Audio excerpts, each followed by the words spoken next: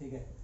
Hello बच्चों, आज तुम्हारे जो डाउट्स हैं डीपीपी 5 के वो लूंगा और कुछ क्वेश्चंस अपने आप से खुद के कराऊंगा। कुछ डीपीपी में से होंगे, कुछ अलग से। ठीक है। डीपीपी 1, 3 और 4 में अगर किसी के डाउट्स हैं जो कि मैंने अभी तक क्लियर ना किए हूं, please post them on the group. ठीक है। ठीक है, एक एक करके क्वेश्चन देखते हैं अब। तो हमने कहाँ कहाँ तक क्वेश्चन किए थे। ठीक, एक क्वेश्चन शायद ये हो चुका है, नहीं I am not sure, but let's do that again. क्या प्रॉब्लम है? ठीक है। पहला क्वेश्चन क्या है? Calculate the number of electrons in 1.6 grams of CH4। ठीक है। अगेन इसमें वही बाई मैप का यूज होगा। इसमें तुम देख सकते हो ये नंबर ऑफ इलेक्ट्रॉन्स पूछ रहे हैं। तो हमारे पास क्या होता है, मैं यहाँ पे ना फॉर एवरीबडीज पर यूजुअल लिख रहा हूँ।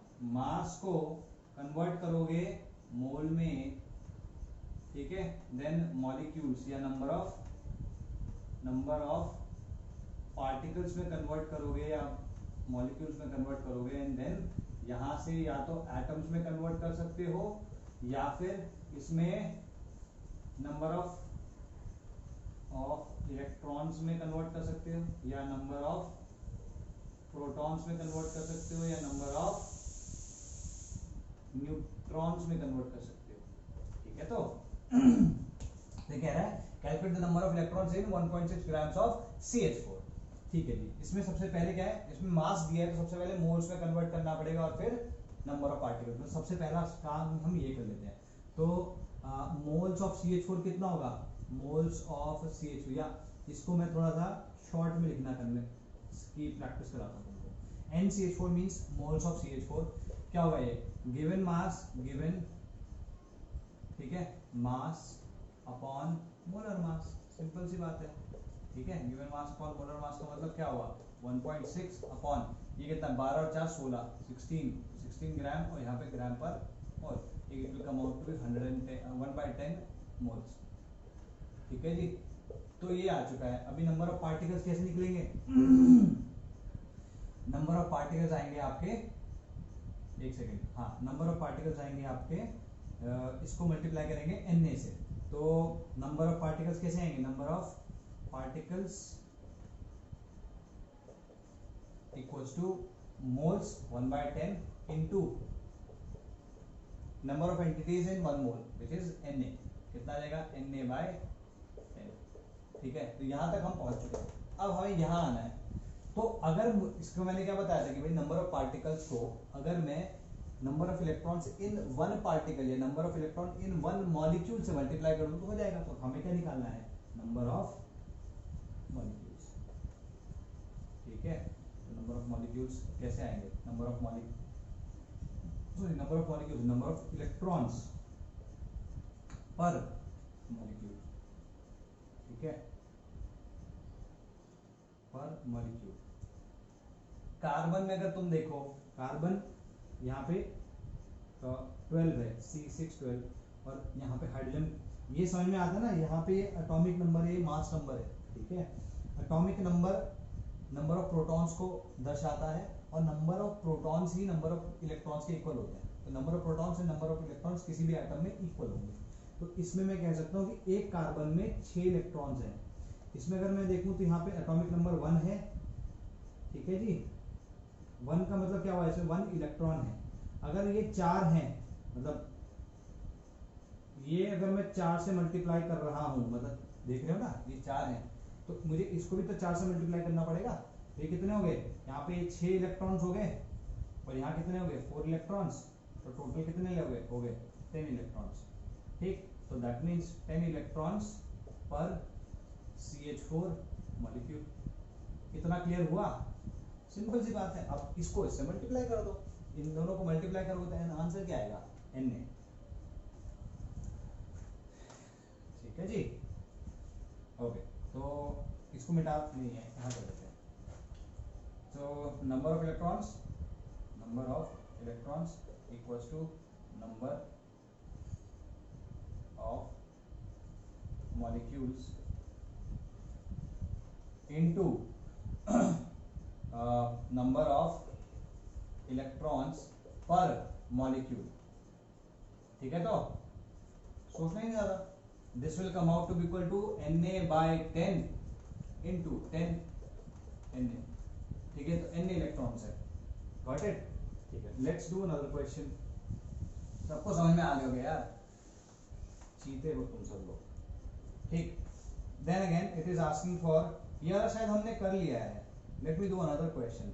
What weight of CH4 should be taken which contains 2.4 into 10⁻24 atoms of hydrogen. ठीक है, ये कह रहा है कि CH4 का कितना मास लिया जाए. ठीक है, wait of CH4, wait of CH4. ठीक है, ये कितना लिया जाए ताकि इसमें which contains 2.4 into 10⁻24 hydrogen atoms, H atoms. ठीक है, H एटम्स. ये क्वेश्चन पूछ रहा है. इसमें इसने बोला है कि Na को आप 6 into 10⁻23 ले लें इंस्टेड ऑफ 6.022 into 10⁻23. कैलकुलेशन के लिए आप ये ले लें. ठीक है जी, तो मैं इसको भी मिटा देता हूं. इसमें क्या करना है, हाँ भाई, इसमें पूछ रहा है इतने एटम्स होने चाहिए हाइड्रोजन के. ठीक है, तो अगर मैं कहूं एक molecule CH4 contains 4 H atoms, ये तो सबको पता है. तो अगर मैं लिखूंगा 1 मोल CH4, कितने होंगे इसमें, 4 मोल H एटम्स होंगे कि नहीं होंगे, आए ना. तो अगर मैं इसे ऐसे लिख दूं कि x मोल CH4, तो मैं क्या लिख सकता हूं कि 4x मोल्स H एटम्स, आए ना. सिंपल सी बात है. अभी पहले ये हमें पता होता तो हम ये निकालते थे. अभी हमें ये दिया हुआ है, ये दिया है ना, कहां गया, दिया है. तो सबसे पहले देख लो कि कितने मोल H एटम्स हैं, तभी हम ये जो रिलेशनशिप है इसका यूज कर पाएंगे. तो अगर हमें नंबर ऑफ पार्टिकल्स दिए तो मोल्स कैसे आते हैं, मोल्स या हाँ NH. ठीक है, NH मतलब number of moles of hydrogen atoms equals to number of H atoms upon Na. ठीक है जी, Na कितना है, 6 into 10⁻23. यहाँ कितना हो गया, 2.4 into 10⁻24 अपॉन 6 into 10⁻23. तो ये कितना आया, ये कट गया, 10 हो गया, ये 24, 4 आ जाएगा यहाँ पे या नहीं. ठीक है, 4 आ गया. H 4 moles of H atoms, इतना आ गया हमारे पास. तो ये तो और भी आसान हो गया. 4 मोल्स ऑफ H एटम्स है, कितने में होता है भाई वो, 1 मोल ऑफ CH4. और 1 मोल ऑफ CH4 का मास कितना हुआ, कैसे निकालेंगे भाई. मास ऑफ CH4 क्या होगा, मास of CH4 will be equal to NCH4, moles of CH4 into molar mass of CH4. Capital M लिख रहा हूं तो मोलर मास है, ध्यान रहे. कैपिटल M मतलब molar mass of CH4. Simple सी बात है.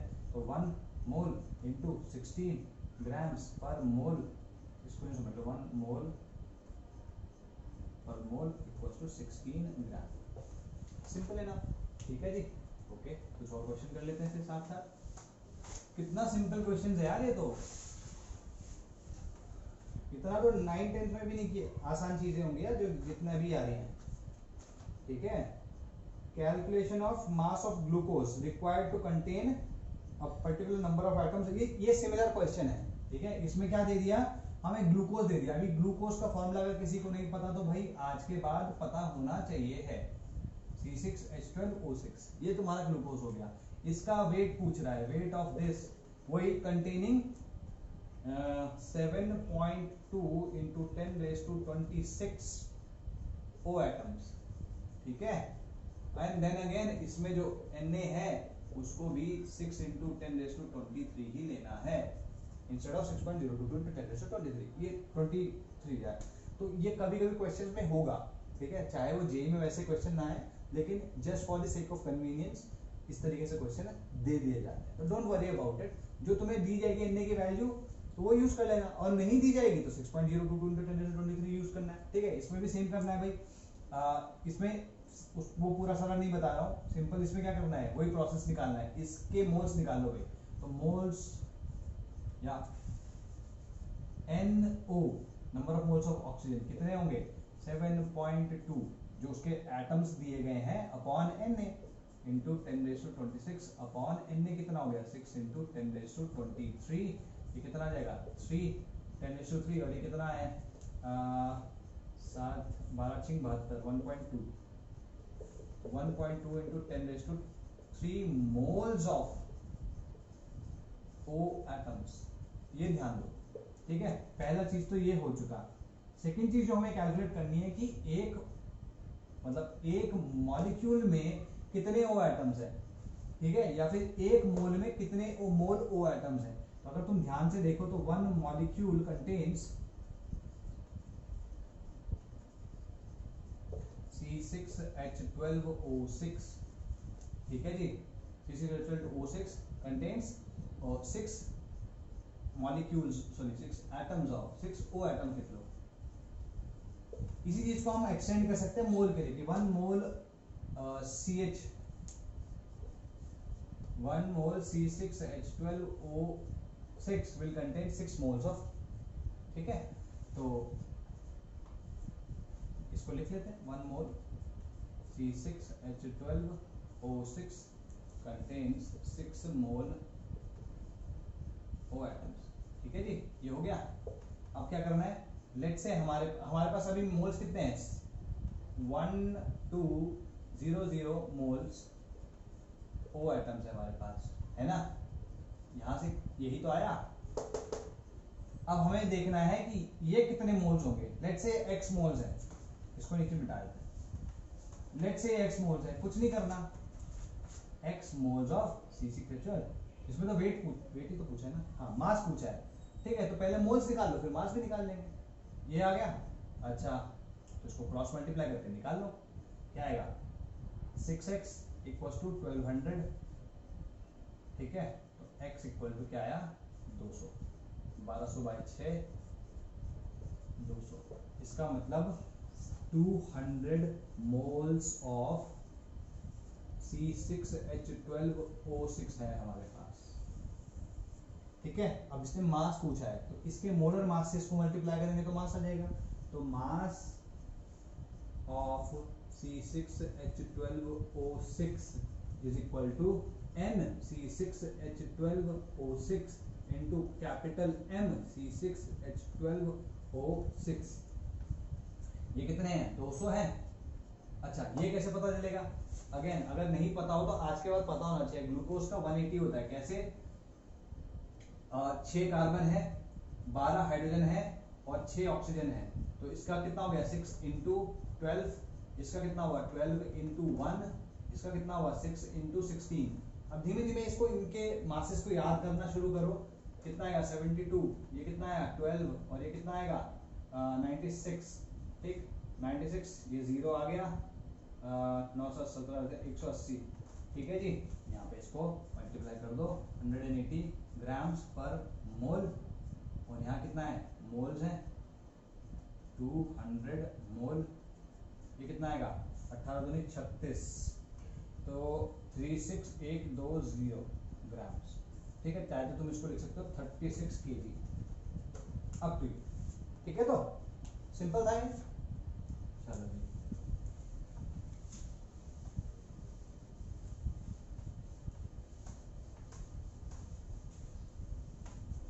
नेक्स्ट क्वेश्चन करते हैं, calculate total number of oxygen atoms. ये कैसे बता रहा है, ये कह रहा है total number of oxygen atoms किस किस में।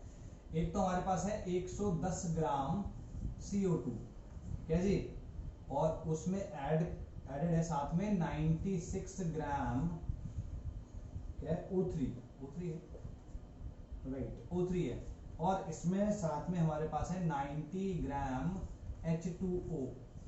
ये कह रहा है इन सारे कंपाउंड्स के मासेस को मिला के जो हमारे पास मिक्सचर आया है उसमें total number of O atoms कितना, that is what it is asking for. Simple, कोई डाउट ही नहीं होना चाहिए इसमें तो।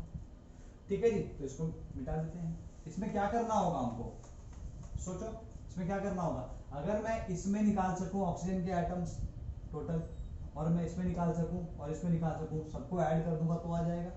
तो ये समझो कि जो हमने अभी पिछले 2 क्वेश्चंस में किया है ना, पिछले 2 क्वेश्चन में किया, वही ये एक स्टेप फर्दर चला गया कि 3 अलग अलग कंपाउंड्स में जो O है उसको ऐड करना है, बस और कुछ भी नहीं है। तो इसमें क्या करना है, क्या कहते हैं, इसके मास को मोल्स में कन्वर्ट करो, इसके मास को मोल्स में कन्वर्ट करो, इसके मास को भी मोल्स में कन्वर्ट कर लो। तो इसके मोल्स कितने आएंगे, 110 अपॉन 44 मोल्स, या इसको इक्वल टू कर लेते, कितना आएगा ये 11 10/4 5/2 मोल्स ऑफ CO2, ऐसे लिख सकते हैं। अच्छा, सेम वे में इसको भी मैं कर लूँ तो 96 अपॉन ये कितना 16 3 48, ये कितना आएगा 2 मोल्स ऑफ O3। अच्छा जी, और यहाँ पे कितने हैं 90 upon molar mass of H2O कितना होता है 18 5 मोल्स ऑफ H2O। ठीक है, मैं ज्यादा लंबा नहीं खींच रहा इसको, सिंपल सा कहते हैं भाई एक मॉलिक्यूल ऑफ CO2 में 2 एटम है ऑक्सीजन के, तो 1 मोल CO2 में 2 मोल्स O एटम्स होंगे, तो 5/2 मोल्स ऑफ CO2 में कितना होगा 2 into 5/2 मोल्स ऑफ, या equal to 5 moles of O atoms. ठीक है जी, ये आ गया। इसी तरीके से इसका भी कर लो। इसमें तो क्या है, सिंपल है, एक मोल मॉलिक्यूल ऑफ O3 में 3 एटम्स है O के, 3 O एटम्स है, तो एक मोल में 3 मोल O एटम्स होंगे, यहाँ 2 दिए हैं तो 6 मोल्स होंगे, तो 2 into 3 equals to 6 moles of O atoms. ठीक है, इस वाले में कितने होंगे, इसमें एक मॉलिक्यूल में एक ऑक्सीजन एटम है, तो जितने मोल्स होंगे इसके उतने ही ऑक्सीजन के भी होंगे, तो 5 into 1 equals to 5 moles of O atoms. Total कितना आ रहा है 5 6 11 16 16 मोल्स ऑफ O एटम्स, बस। ठीक है, इतने मोल्स हैं, इसको अगर मैं Na से मल्टीप्लाई कर दूं तो ये आ जाएगा। ठीक है, तो total number of moles of O atoms कितना आएगा, total number of O atoms कितना आएगा 16 into Na, तो आंसर क्या आ गया 16 Na। ठीक है जी, let's do another question. What will be the mass of glucose which contains same number of O atoms as the glucose? अच्छा, ये अब इसी में थोड़ा सा ट्विस्ट डाला है उसमें। होता यही है, क्वेश्चंस जो आते हैं वो थोड़ा सा ऐसे ही आते हैं। इसमें कह रहा है कि इसमें जितने O एटम्स आए हैं, ठीक है, उतने ही O एटम्स ग्लूकोज में होने चाहिए, ग्लूकोज में। तो ग्लूकोज का कितना मास लगेगा, ठीक है, जितने मोल्स या जितने नंबर ऑफ O एटम्स इस मिक्सचर में आए थे उतने ही अगर ग्लूकोज के एक सैंपल में हो तो उस सैंपल का वेट क्या होगा। तो अभी ये उल्टे से जाना है, हमारे पास ऑक्सीजन एटम्स पड़े हैं, तो अगर हम देखें तो एक मोल, मैं डायरेक्टली लिख रहा हूं, एक मोल C6H12O6 contains 6 moles of O atoms. ये क्लियर है सबको, लेकिन हमारे पास हैं कितने मोल्स 16 मोल्स हैं भाई। अगर हमारे पास 16 into Na number of particles या नंबर ऑफ O एटम्स हैं तो 16 मोल्स ऑफ O एटम्स हुए कि नहीं हुए, तो मैंने डायरेक्टली लिख लिया ऑफ O एटम्स। अब क्या होगा, इसको x मोल मान लो, x मोल ऑफ C6H12O6। ठीक है जी, तो बस क्या करना है, क्रॉस मल्टीप्लाई कर दो, तो 6x इक्वल्स टू 16, तो x equals to 16/6 equals to 8/3 moles of C6H12O6।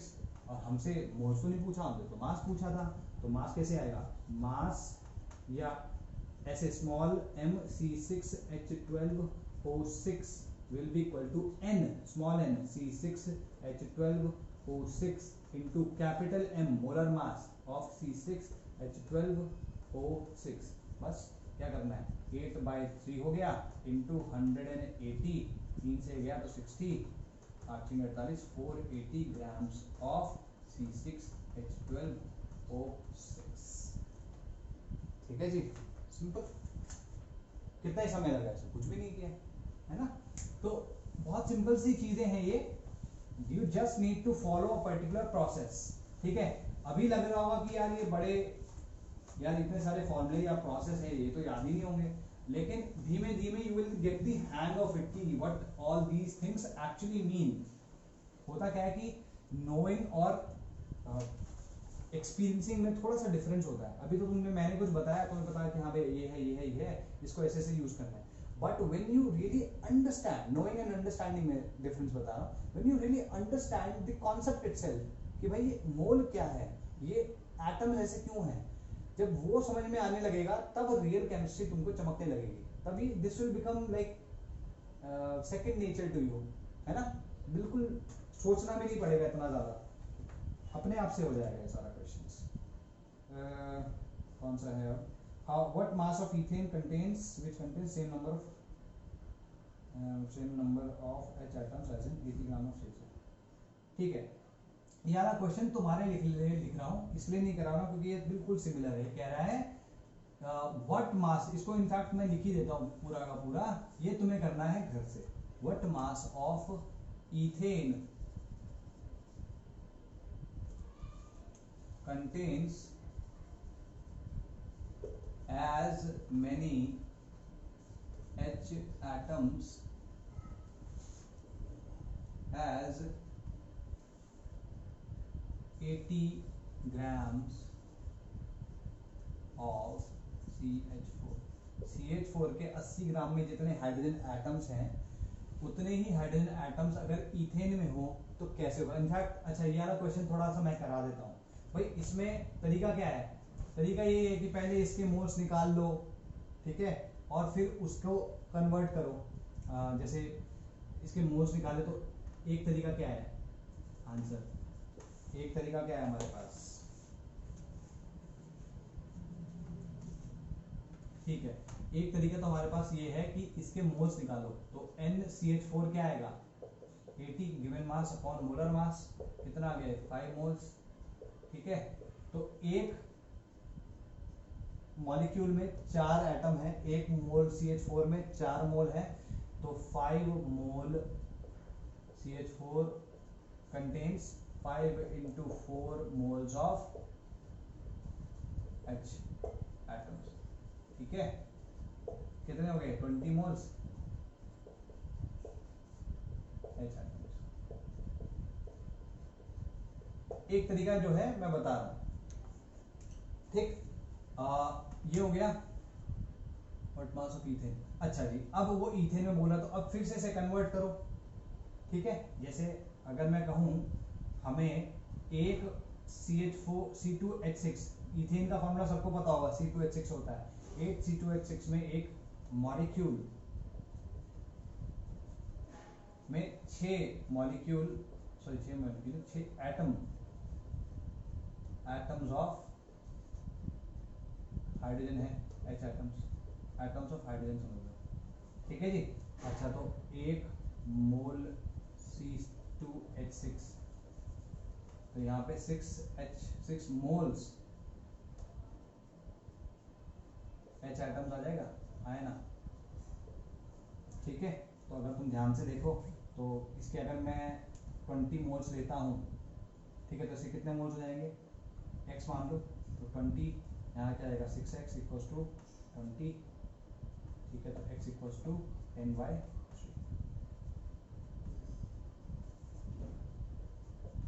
अब इसको कन्वर्ट कर लो, इसके इसमें बोला मास ही तो पूछा है, मास में कन्वर्ट कर लो। तो ये एक तरीका हो गया। अब निंजा टेक्निक देखते हैं, ठीक है, इसको सॉल्व करने की निंजा टेक्निक। इस निंजा टेक्निक में क्या करना है, इस कैलकुलेशन को छोटा कर देना है। ठीक है भाई, इस कैलकुलेशन को छोटा कर देना। अभी छोटा कैसे करेंगे, देखो इसमें क्या बोला उसने, इसमें और इसमें दोनों में number of H items same होने चाहिए। ठीक है जी। तो हमें इसका मास नहीं पता, हमें इसके मोल्स भी नहीं पता, एक एक करके कर देते हैं। अगर इसका 1 मोल है तो हाइड्रोजन के कितने मोल्स होंगे, 6। तो लेट्स से इसका मास जो है वो W है या स्मॉल m है, स्मॉल m C2H6। अच्छा, इसको इसके मोलर मास से मैं डिवाइड कर दूं तो मोल्स आ जाएंगे। मोलर मास क्या होता है इसका, 12, 24 और 36, 30। ठीक है, ये मोल्स ऑफ इथेन हो गए, इनटू 1 मोल ऑफ इथेन में 6 मोल H आइटम्स हैं, तो 6 से मल्टीप्लाई करना पड़ेगा। ठीक है कि नहीं? तो total number of H atoms आ गए इतने मास में। अच्छा, ये किसके इक्वल है, ये CH4 में जितने मॉलिक्यूल्स हैं, सॉरी जितने H एटम्स हैं उनके इक्वल है। तो इसके मोल्स कितने हुए, 80/16। अच्छा, इंटू 4, क्योंकि जितने मोल्स H के होंगे, जितने मोल्स CH4 के होंगे उसके 4 टाइम्स मोल्स H एटम्स के होंगे, ये दोनों मोल्स ये इक्वल हो गए। ठीक है जी। तो मैं सबको मिटा देता हूं, है ना। यहाँ क्या आया, ये 5 आ गया। ठीक है, यहाँ पे 5 आ गया। तो अगर तुम देखो तो ये 20 आ रहा है, MC2H6, 5 नहीं 100 आ रहा है, 100। ठीक है, तो ये एक स्टेप में आ गया। तो ये इसकी निंजा टेक्निक हो गई। ठीक है, सिंपल सा है, दिमाग लगाना शुरू करना है ना। धीमे धीमे जो ये जितने भी तरीके बता रहा हूँ, क्या होगा कि जो यूजुअल तरीका है वो तो पहले आने लगेगा, पहले तो वो आना जरूरी है। अगर ये निंजा टेक्निक नहीं भी पता तो वो तो एटलीस्ट पता होगी, क्वेश्चन तो कर ही पाओगे। थोड़े से कम क्वेश्चन कर पाओगे क्योंकि टाइम लगता है ना। लेकिन क्या करना है, धीमे धीमे ये टेक्निक्स भी सीखनी है। तो I will try my best to give you as many ninja techniques as possible. ठीक है भाई। Now calculate the weight of phosphorus which contains same number of phosphorus atoms. ठीक है, ये क्वेश्चन तुम्हें, ये वाला क्वेश्चन मैं घर पे दे देता हूँ। इसमें क्या कह रहा हो, same number of phosphorus atoms in a mixture of compounds of phosphorus. हमारे पास 98 ग्राम H3PO4 है भाई। ठीक है। अच्छा, इसमें जैसे फॉस्फोरस का मोलर मास नहीं पता होगा तो क्या करना है, तुम्हारा पीरियोडिक टेबल पे देखना है और याद करना है इन चीजों को। ठीक है, वैसे हमेशा दिया होता है क्वेश्चंस में, but don't rely on that, you need to remember these, तुम्हारी कैलकुलेशंस आसान हो जाएंगी। Gram of PH3, okay, and 568 grams of 568 gram of P4O10। ठीक है, ये कह रहा है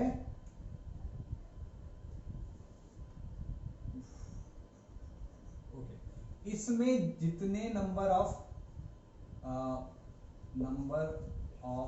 P एटम्स, ठीक है, इन सब को मिला के जितने नंबर ऑफ P एटम्स हैं उन सब का मास क्या होगा। ठीक है, तो सेम है, सिंपल सा है, इसी में इनके मोल्स निकाल के एटम्स में कन्वर्ट कर दो, और एटम्स में जब कन्वर्ट कर दोगे एक बारी तो इसको देखो, नंबर ऑफ पार्टिकल्स हमारे पास होते हैं, नंबर ऑफ पार्टिकल्स को मोल्स में कन्वर्ट करते हैं, मोल्स को फिर मास में कन्वर्ट करते हैं, ये उल्टा तरीका हो गया।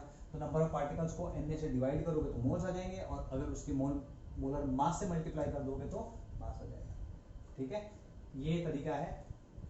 मैंने ओरली बता दिया लेकिन तुमको करना है। Okay, now let's do another question.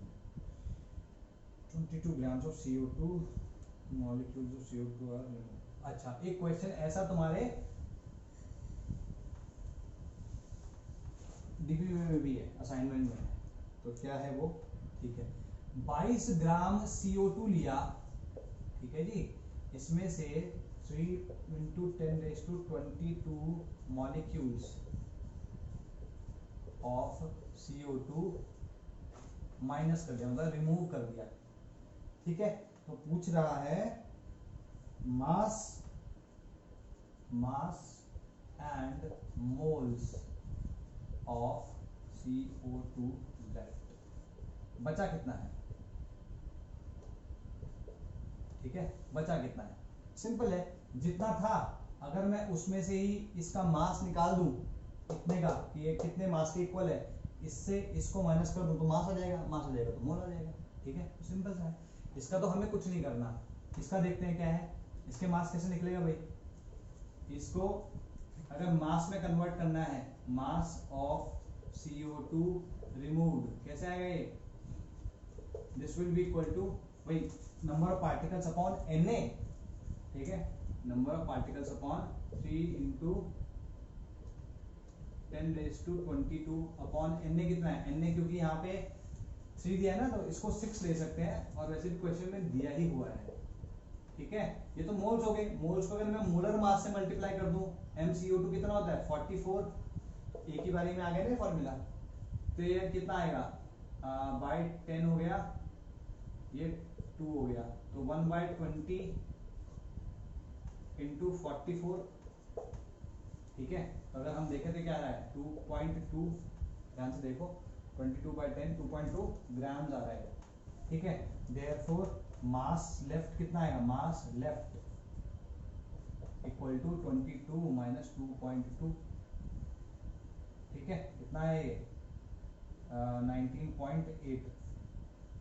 ठीक है, तो बस और क्या करना है, अभी मोल्स में कन्वर्ट करने के लिए 44 से डिवाइड कर दो, तो मोल्स कितने आ गए, मोल्स लेफ्ट कितने बचे होंगे मोल्स, ये क्या है 19.8 अपॉन 44। ठीक है जी, तो इसको भी करके देख लो। यहाँ पे ये 0.5 था, 0.5 में से 0.05 थे, 0.45 आएगा। ये करके देख लेना, आ जाएगा। ठीक है, ये मैंने कैसे किया ये भी बता दूं। चलो देखो भाई, ये 22 था, अगर मान लो मैं 19.8 में कन्वर्ट नहीं करूं इसको, तो मैं इसमें ऐसे रहने दे सकता हूँ, या वो इसको कन्वर्ट करने के बजाय मैं ए रख लेता हूँ। ठीक है, तो इसको क्या लिख सकता हूँ मैं, instead of this I can write it 22/10। ठीक है, तो यहाँ कितना आएगा 22 माइनस 22/10 अपॉन 44, यही तो आएगा। इसकी जगह मैं ये लिख रहा हूँ। ठीक, ये यहाँ पे 22/10 ही तो आएगा। ठीक है जी, कैसे लिख दिया मैंने, तो क्या है, या फिर इधर कर लेते हैं इसको 22/10 आ जाएगा। ये क्या आएगा, 10 का यहाँ पे लिया था 220 माइनस 22/10। ठीक है, इसको ऐसे लिख, ये आ गया। यहाँ पे लिख सकता हूँ 22/44 माइनस 22/44 इंटू 10। ठीक है, ये कितना आ रहा है 1/2, और यहाँ क्या है 1/20। तो 1 माइनस 1/20 कितना होता है पॉइंट, इसको इधर लिख देता हूँ 0.5 माइनस 0.05 इक्वल टू 0.45। ठीक है, तो ये सब कैलकुलेशंस आसान होनी चाहिए अब तुम्हारे लिए। ठीक है, अब मतलब आज नहीं तो आज से 1 साल बाद, और अगर वर्स्ट के सिनेरियो एटलीस्ट 2 साल बाद, है ना, जब 12th के बाद या 12th के दौरान तुम जेईई का एग्जाम दे रहोगे, उस वक्त एटलीस्ट ये सब चीज़ें होनी चाहिए। Now let's do a few more questions, then I will take your doubts from. ये वाला क्वेश्चन तुम कर लो, 48 ग्राम He, 48 ग्राम He लिया। ठीक है, इसमें से माइनस कितना कर दिया 6 इंटू 10⁻23 एटम्स He रिमूव कर दिए। ठीक है, तो बोल रहा है ओके, यहाँ पे कह रहा है mass of carbon which contain same number of atoms as left over in the sample. तो यहाँ पे moles of He atoms left. ठीक है, इतने ही एटम्स कार्बन के होने चाहिए। ठीक है, इतने ही एटम्स कार्बन के होने चाहिए। तो देखो, अगर कार्बन के एटम्स इक्वल होंगे He एटम्स जो कि सैंपल में बच गए हैं उनके, तो दोनों के मोल्स भी तो इक्वल होंगे ना। ठीक है, तो कुछ नहीं करना, इसको भी मोल्स में कन्वर्ट कर लो। दिख रहा है 6 इंटू 10⁻23, मतलब 1 मोल ऑफ एटम्स रिमूव कर दिए गए। मास ये कितना है 48, He का मोलर मास कितना होता है, इसको भी मास मोल्स में कन्वर्ट कर लो, तो 48/4 कितना आया ये 12 चौका 48, तो 12 मोल ये हो गए। ठीक है, ये कितना मोल है, ये आया 1 मोल, माइनस 1 मोल, तो टोटल मोल्स कितने बचे 11 मोल्स ऑफ He एटम्स, ठीक है। अगर number of atoms of He is equal to number of atoms of C carbon, तो दोनों के मोल्स भी तो इक्वल होंगे। That means therefore 11 moles of C atoms. अब इसे कैलकुलेट कर दो, 11 into Na आ जाएगा। Calculate mass of global salt. अच्छा, ग्लोबल सॉल्ट का पढ़ लेते हैं भाई। ग्लोबल सॉल्ट क्या होता है? ये होता है Na2SO4.10H2O, ठीक है। ये ध्यान होगा, मैंने तुम्हें बताया था, this is called water of crystallisation, ठीक है। अगर मैं इसका ग्लोबल सॉल्ट जिसमें वाटर ऑफ क्रिस्टलाइजेशन है, इसका मोलर मास निकालने को बोलूं, मोलर मास, ठीक है, मोलर मास, तो कभी ऐसा मत कर देना कि सिर्फ इतने का निकाल दो। किसका? इसका और इसका दोनों का निकलेगा साथ में, मतलब पूरा ऐड ऑन करना पड़ेगा। तो n इसका मोलर मास कैसे निकालेंगे? 2 into 23 plus 32 plus 2 into 16, ठीक है, प्लस 10 into H2O का कितना होता है? 18, ठीक है। तो कितना हो गया? 180, ठीक। यहाँ कितना होगा? 46 plus 32 64 plus 180, तो 110, तो कितना हो गया ये? 290 आया ना शायद, 110, ठीक है, 290 आ गया, ठीक है जी। अभी कह रहा है कि ग्लोबल सॉल्ट का मास कैलकुलेट करो जिसमें 180 ग्राम वाटर है, ठीक है। तो अगर तुम ध्यान से देखो तो 1 मोल ऑफ Na2SO4 में 10 मोल H2O होंगे कि नहीं? जैसे मैं कह सकता हूँ कि एक मॉलिक्यूल ऑफ Na2SO4 10H2O में 10 मॉलिक्यूल्स H2O होंगे, ठीक है। तो एक मोल में 10 मोल होंगे, है ना। तो इसको इस तरीके से लिखा जा सकता है। ये समझ में आ गया ना? इसको मिटा रहा हूं मैं। तो 1 मोल Na2SO4.10H2O contains 10 मोल H2O, ठीक है। अगर 10 मोल को हम देखें तो कितना हो गया? 180 ग्राम्स ऑफ H2O। तो ये कह रहा है कि उतना मास ऑफ Na2SO4 10H2O या ग्लोबल सॉल्ट जिसमें 180 ग्राम हाइड्रोजन है। 180 ग्राम का मतलब क्या हुआ? 10 मोल हुआ ना। तो 10 मोल किसमें? 1 मोल ऑफ Na2SO4 में। इसका मतलब क्या हुआ कि Na2SO या ग्लोबल सॉल्ट का 1 mole will contain 180 grams of H2O। तो 1 मोल का मास कितना था? Mass of 1 mole global salt, ये होता है global salt, GLAUBER'(S), global salt, ठीक है। ये कितना हुआ इसके मोलर मास के इक्वल? तो हमने अभी क्या कैलकुलेट किया था? 1, खत्म हो गया, सिंपल, ठीक है। तो ये तुम्हारे इसके क्वेश्चंस हो गए जो मैंने वो किए थे। अभी मैं कुछ क्वेश्चंस जो तुम्हारे डाउट्स हैं उनके साथ साथ ले लेता हूँ, ठीक है भाई। तो कुछ लोगों के कुछ डाउट्स थे, कुछ लोगों के कुछ डाउट्स थे। ये तो ऐसा लग रहा है सारा का सारा मैं ही कराऊंगा, बट डोंट वरी, ठीक है। The moment you get into the habit of doing these things, ये हो जाएगा, नो वरी, ठीक है जी। तो mole concept and molar masses, इसमें सेकंड क्वेश्चन है, DPP 5 की बात कर रहा हूँ। सेकंड क्वेश्चन है, weight of one molecule of compound C60H122, इसके एक मॉलिक्यूल इसका मतलब मॉलिक्यूलर मास निकालना, मॉलिक्यूलर मास, ठीक है। और आंसर किसमें दिया है? ग्राम्स में। तो मॉलिक्यूलर मास इन ग्राम्स, ठीक है, AMU में नहीं, ग्राम्स में, ठीक है।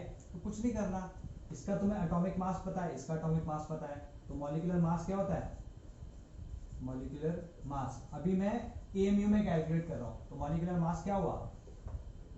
60 इंटू, ये फॉर्मूला तो याद होगा ना भाई, समेशन होता है इंटू 60, मतलब number of carbon atoms into उसका एटॉमिक मास, प्लस ये कैसे आएगा? 122 इंटू इसका एटॉमिक मास, कितना हो गया ये? 60 इंटू 12, 12 72, 720 प्लस 122, ये कितना आ जाएगा 822 AMU। कितना क्लियर हो गया? इसमें कोई डाउट तो नहीं, सिंपल था ये तो। ठीक है, अभी क्या करने का है, एक AMU का मास जो ग्राम्स में है उसे मल्टीप्लाई कर देना है। तो इसमें यूनिट फैक्टर क्या आएगा, मास of one molecular molecular mass of C60H122 is equal to 822 AMU into 1.66 into 10 raised to minus 24 gram upon 1 AMU। AMU से AMU गया, इन दोनों को मल्टीप्लाई करके आ जाएगा आंसर। ठीक है, जिसका नहीं आया हो तो भाई यहाँ तक देख लेना कि कॉन्सेप्ट में यहाँ तक तो गलती नहीं है। अगर यहाँ गलती नहीं है तो फिर कैलकुलेशन मिस्टेक है, जो कि तुम्हें अवॉइड करनी ही चाहिए है। Got it? Okay, now let's talk about third question। Third question में कह रहा है if we consider that, ठीक है, ये कह रहा है कि अगर R, अरे यार फिर से ये आ गया,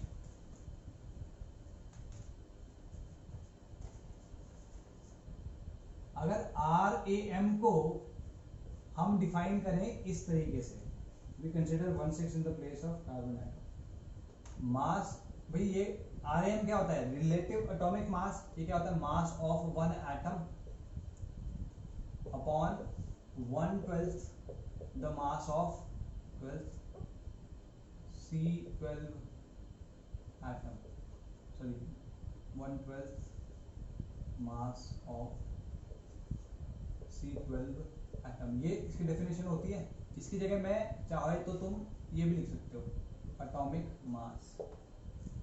ठीक है, तो RM is equals to AM upon this। ठीक है, mass of carbon taken is atom is taken to be relative atomic mass unit.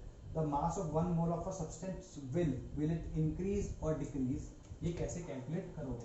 ठीक है, इसमें अगर तुम देखो रिलेटिव एटॉमिक मास, अब जो हम ले रहे हैं रिलेटिव एटॉमिक मास क्या होगा, relative atomic mass will be equal to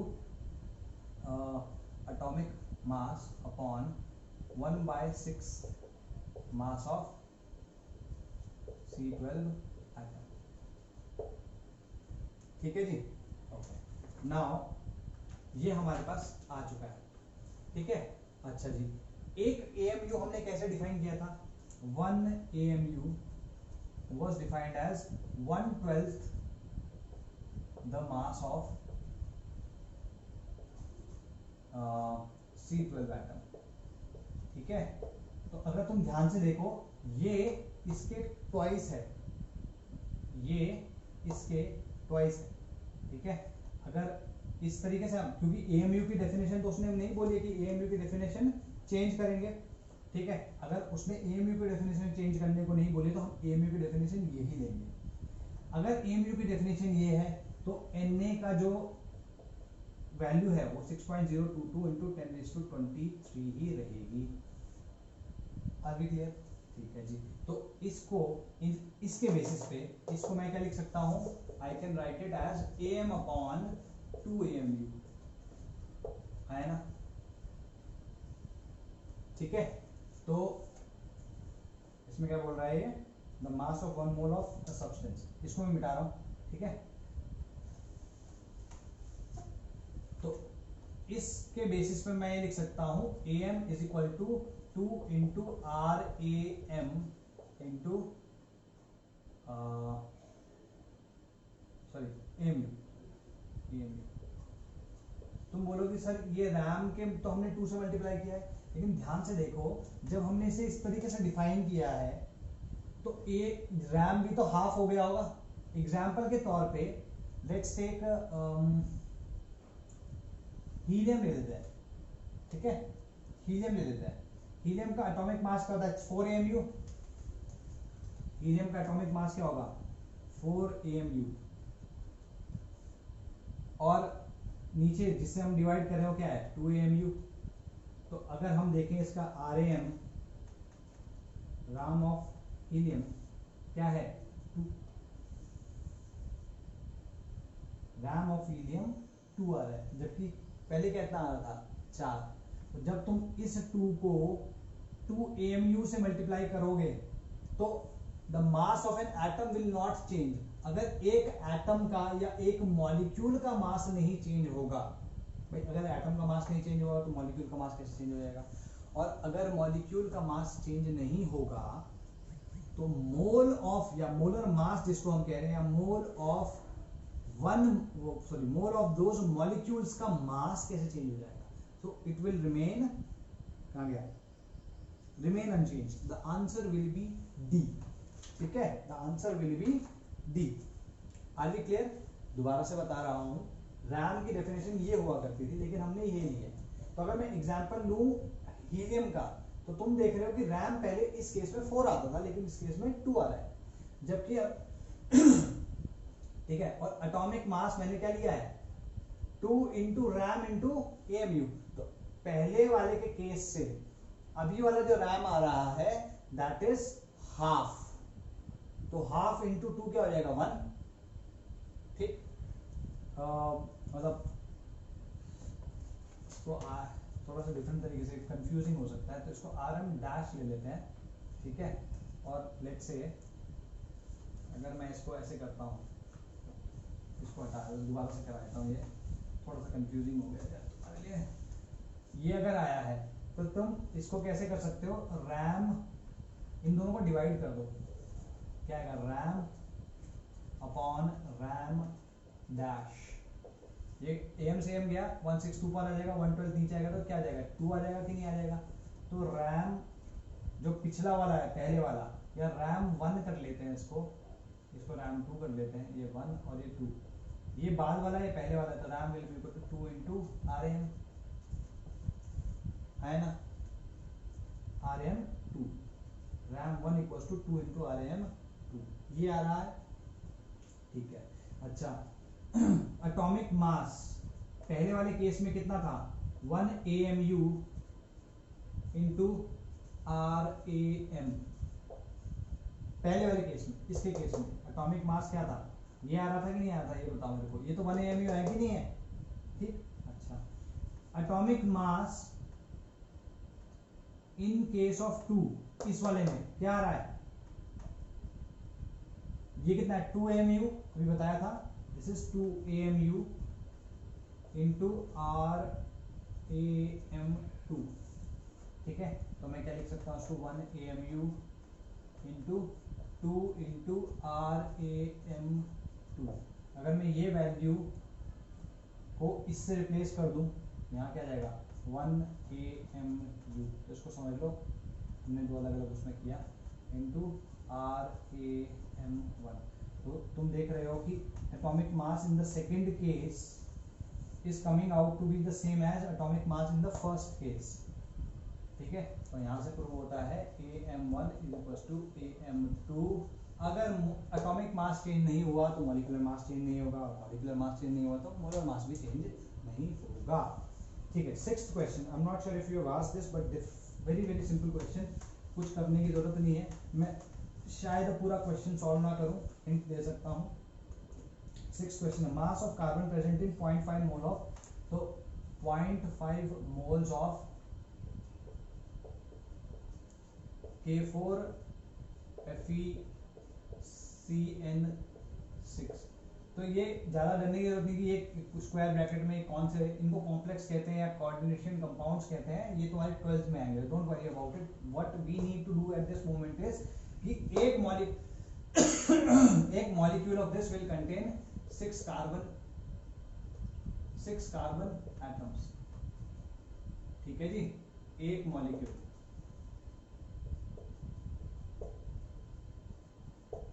ठीक है, तो एक मोल कितने करेगा K4, एक मोल कितने करेगा भाई 6 मोल्स C एटम्स। यहाँ पे कितने दिया 0.5 मोल, तो 0.5 होगा तो ये भी हाफ हो जाएगा, तो ये भी हाफ हो जाएगा, कितना आएगा 3 मोल्स।